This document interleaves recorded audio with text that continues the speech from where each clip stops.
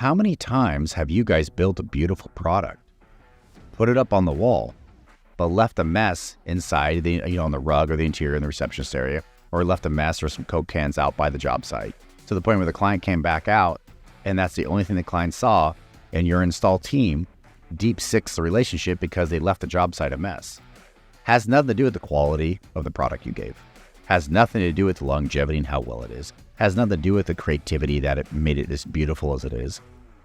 We just screwed up at the very end of the customer service, so this left with them.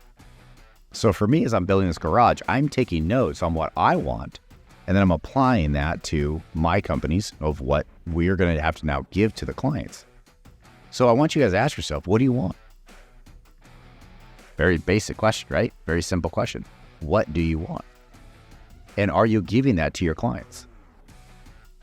That's the first metrics that I want to know. So I started asking myself, what do I want?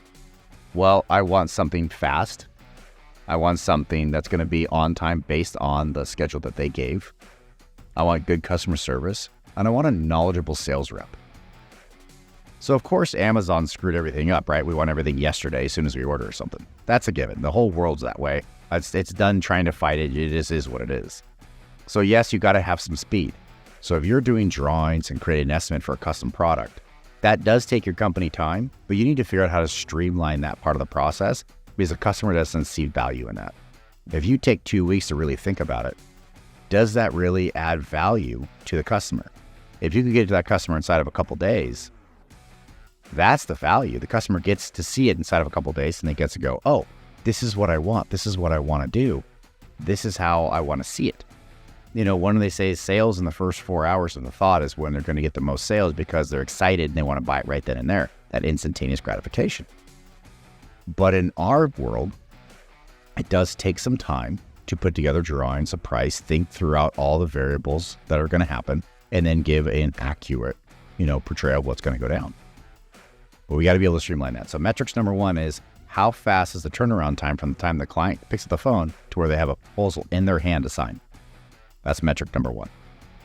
Metric number two, how many of those proposals are being signed? That's a simple metric, right? It's a simple thing to do.